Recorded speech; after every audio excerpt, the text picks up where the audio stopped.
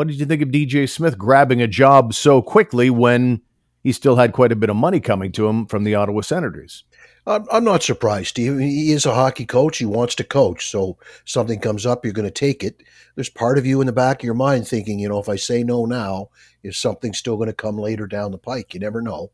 But I really think he's probably much more suited to be an assistant coach than a head coach.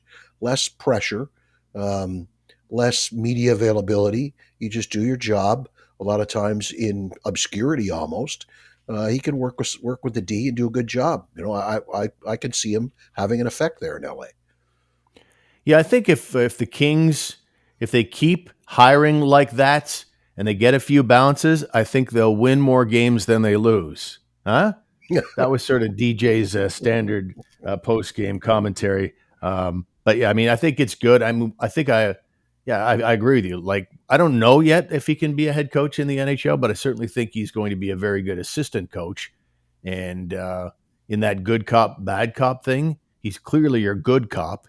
Even to this day, the Sens talk about DJ Smith and they speak glowingly of the guy, the man, the way he treated them. He's so closely removed from an NHL career himself. I think he brought that to the Sens dressing room in that I've had a lot of coaches in my pro career. He played for a long time, not much in the NHL, but DJ Smith did play for a long time. And I think he brought that attitude of, I want golden rule stuff, right? I want to coach the way I wanted to be coached back in the day. And the players certainly appreciated that. But whether he can ever get to the head coaching success that he was hoping for in Ottawa, that remains to be seen. But I think that's a pretty decent pickup by the Kings. Yeah, and they're in a serious funk right now. Kind of a bit of a surprise there that Todd McLellan loses his job less than a month after getting the vote of confidence. But that's a team that was way out in front, playoff spot all but secured early in the season, and then to go through the tailspin they've gone through, like holy smokes, somebody had to take the hit for it. And unfortunately, it's not going to be Rob Blake, who looks like he got smoked on the Pierre-Luc Dubois trade. Instead, it's going to be the coach and Todd McLellan, and now you've got Hiller in there, and he brings in his buddy DJ. Yeah.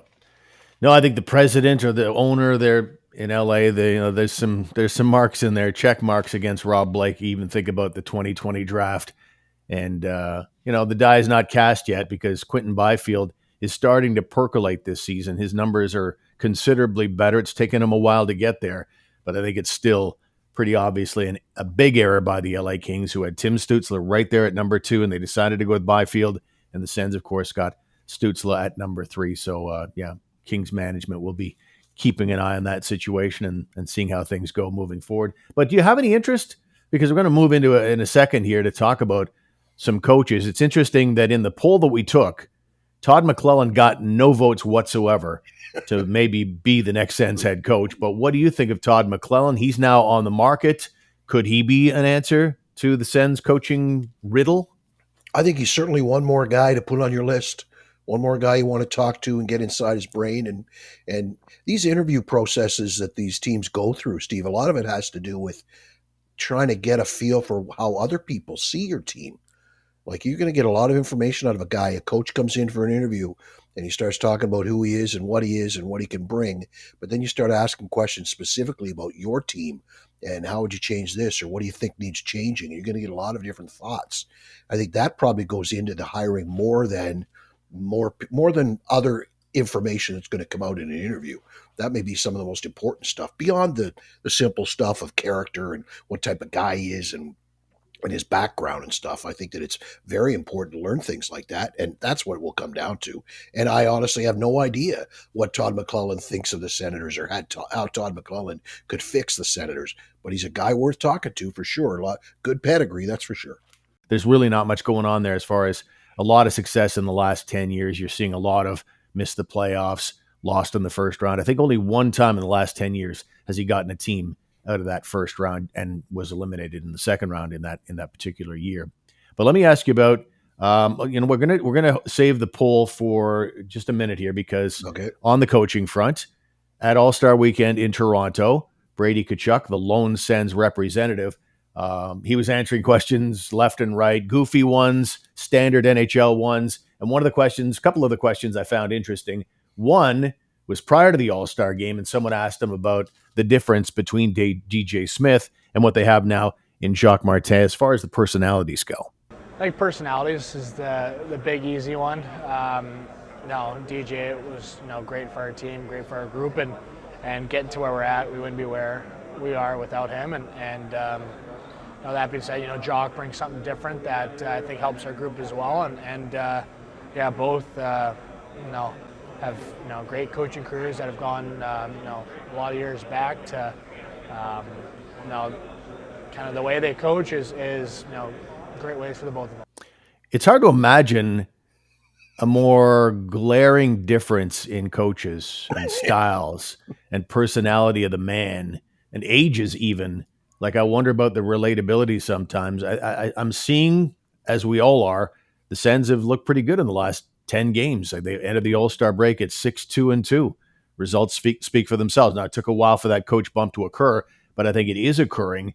But as far as the players go, man, that must have been not just getting used to different systems, but what a difference in just guys going from DJ Smith to Jacques Martin.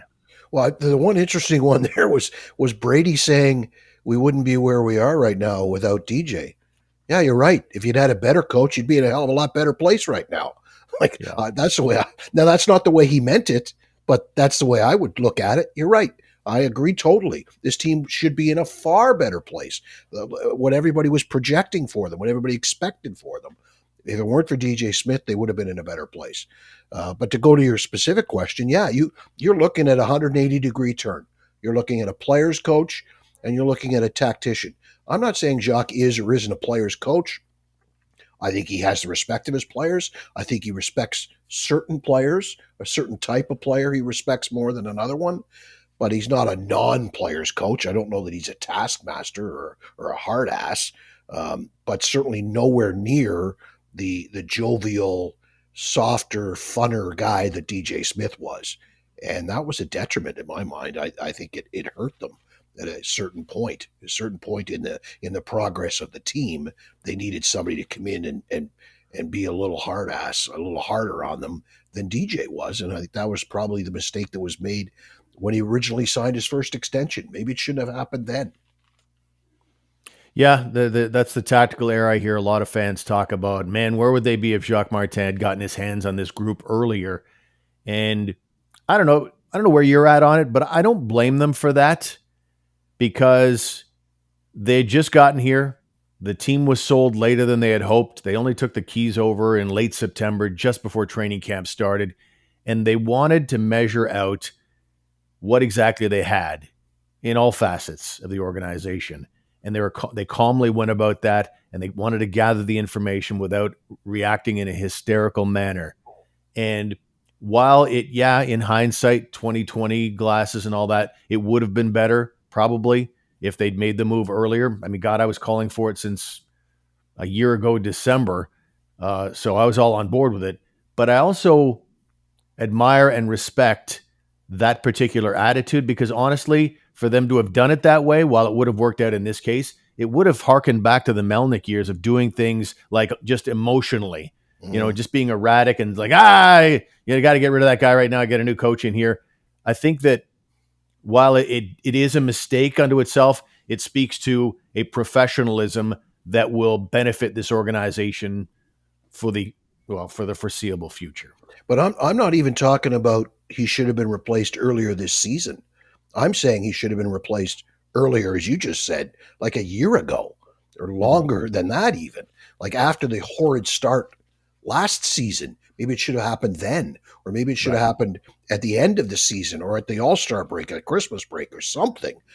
Earlier than when it happened, earlier than this season, I'm saying. This team needed a change. The nice guy was there. The friendly guy who got the best out of these kids and helped them to develop to a certain point, but then just couldn't get them any further.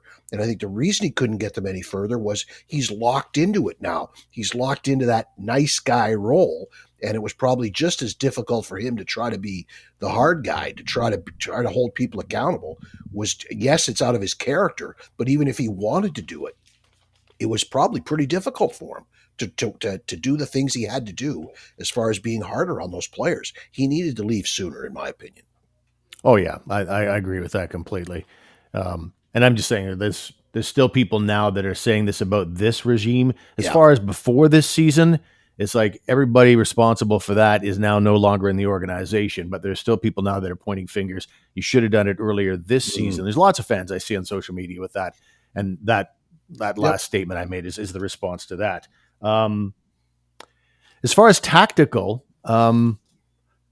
in that news conference that Steve Stais had recently, that State of the Union address, just basically, he didn't really talk much. He just answered questions from the media. I'm here if you guys need me.